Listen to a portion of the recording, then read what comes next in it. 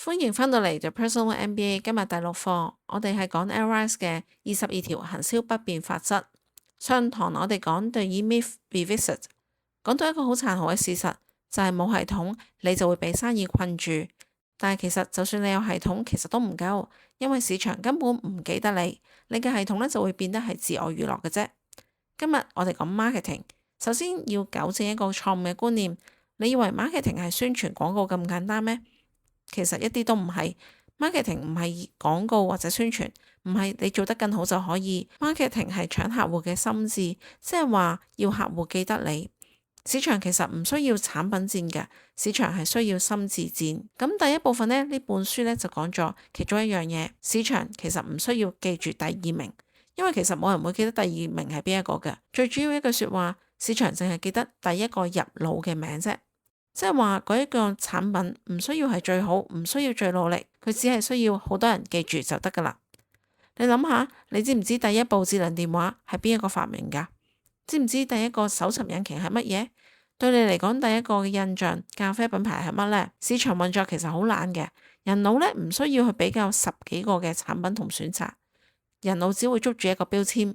所以如果你話我做得比某一個更加好，其實你已經輸咗啦。因為你默認自己係第二，而第二根本就係冇位置嘅。第二部分呢本書裏面講到，做唔到第一唔緊要，最緊要係創新，喺新嘅類別裏邊再揾你嘅定位。佢整合咗類別法則同埋對立法則。如果市場已經有第一，你就冇機會有，但係你唔係去挑戰市場嘅第一，你係去創造一個新嘅類別。書裏面講得好清楚，與其呢，你去想成為更好，不如你與別不同。例如你開健身室，你唔好話你係做全方位健身室，你可能要定位到自己去做為上班族而設嘅30分鐘機能訓練空間。如果你做設計公司，唔好諗住淨係做所有產品嘅設計公司，可以定位到為產品品牌做高轉化嘅菜單設計。當你重新定義你嘅市場，你就可以重新定義勝負。呢個唔係技巧，係戰略嚟噶。第三部分就係專注原則啦，整合咗專注法則、排他法則同埋線性嘅延伸法則。22條法則裏邊有幾項呢都係講同一樣嘢噶，就係講聚焦啦。市場根本唔會記得模糊嘅嘢，佢淨係記得一個詞語，例如安全啊、速度、高端、便宜。你要問自己，如果市場只係得一個詞語形容你，究竟係乜？如果你嘅答案係由專注、可靠、創新以及高質貼心，其實你根本就冇定位，因為你想要全部啊。書裏面有一個警告係咁噶，line extension 品牌嘅延伸，即係話一個品牌，當你開始做好多嘢嘅時候，譬如本身做高端，然後想做平價，結果兩邊都會失焦，因為心智嘅定位就會被模糊咗。所以你一定要好清楚自己究竟做緊啲乜嘢，唔好亂咁去將你嘅定位改變。第四部分，市場係認知戰。佢根本唔理你實際做幾好，佢只係會知道，佢只係會認究竟你做緊啲乜嘢。即使你覺得自己嘅性價比好高，但係如果市場認為你係平價，你就係平價。即使你覺得自己好高端，但係如果市場覺得你普通，根本你就係普通。唔係你認知認為自己係點，係市場定義你係點。所以究竟你可以做成點嘅話，你就一定要有一個清晰嘅屬性俾呢個市場知道。有時甚至係承認自己缺點㗎，例如我哋唔係最平，唔係最大，唔係最快，但係我哋係最專注。當你有呢個清晰嘅定位，市場就會記得你㗎啦。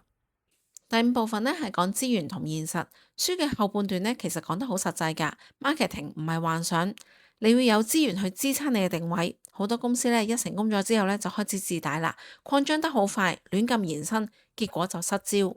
又或者呢相信太多炒作。即使一時爆紅呢，但係佢嘅定位呢根本冇根基。當熱度一過之後呢，佢哋就唔可以持久啦。真正嘅品牌呢，唔係靠爆紅嘅，係要一個持久嘅定位去支撐佢個位置嘅。咁我哋睇下香港嘅市場啦。香港市場其實好細噶，競爭亦都好激烈，資訊爆炸，所以定位更加重要。所以如果你係補習社，唔好講得你補全科，你可以呢好專門咁講，話係幫內地學生呢去提升一啲表達技巧。如果你係一個保險經紀嘅話，你千祈唔好去講你做全方位保險啊。你可以話專係幫創業者設計一個收入唔穩定但係有保障嘅方案。如果你做咖啡室嘅話，唔係淨係講精品咖啡，可以講專係為 freelance 設計者有個靜音嘅工作空間。呢啲定位呢，唔係加一啲功能，而係減一啲市場，因為我哋唔需要去加好多嘢，你更加精簡去做專注嘅市場就可以啦。如果你冇心智定位嘅話呢，其實你唯一嘅武器呢，就係打價格戰啦，好多時就係減價啦、優惠啦、買一送一等等。但係價格戰呢，有三個問題：第一，你永遠會遇到更平嘅人，你嘅利潤就冇噶啦；第二，客戶唔會忠誠，可能吸引錯嘅客，佢哋只係想追更平嘅嘢；第三，你嘅利潤被壓，其實你係消耗緊自己嘅能源同資源。所以你唔需要平價，客戶呢唔係淨係買平，佢哋要買清晰嘅定位。如果要總結呢，呢一本書我幫你濃縮成為一句說話就得噶啦。成功嘅品牌唔需要係做到最好，但係佢需要被客戶清晰記得。有6個核心嘅方案，你一定要知道嘅。第一，市場只係記得第一係邊一個；第二，做唔到第一，你就要做一個創新嘅類別俾自己；第三，記住聚焦一個詞語俾自己；第四，市場係一個認知戰嚟嘅，佢只係要知道究竟你嘅類別係乜嘢。第五，唔好亂咁延伸，令到自己嘅品牌失焦。第六，要長期佔一個位置，咁你就可以更加有實力喺呢個市場上面呢佔據一席位。第三課我哋講財務，第四課我哋講商業營運嘅5大板塊，第五課我哋講系統。今日我同你講定位，其實你見到個架構噶啦，定位呢先至可以有穩定嘅流量，而流量先可以支撐你嘅系統。有系統，你先至可以產生利潤，有利潤你就可以有呢個財務嘅安全。所以 marketing 其實係入口，當你嘅入口錯，就好似骨牌咁，後邊都會錯晒噶啦。所以今日你一定要記住呢句說話：市場唔係產品戰，係心智嘅戰鬥。你唔需要更努力，但係你需要更加清晰。我為你呢預備咗一個定位行動工作紙，可以幫你用一句說話呢定位自己個市場位置。留言定位我就會 send 俾你噶啦。下一課我哋講管理，究竟我哋點樣帶人先啱呢？當你搶到呢心智定位喺呢個市場準備放大嘅時候，你一定要識團隊，點樣去建立一個團隊。記住 follow， 而家你學緊嘅唔係一個行銷技巧，學緊嘅係一個市場戰略。下堂見啦，拜拜。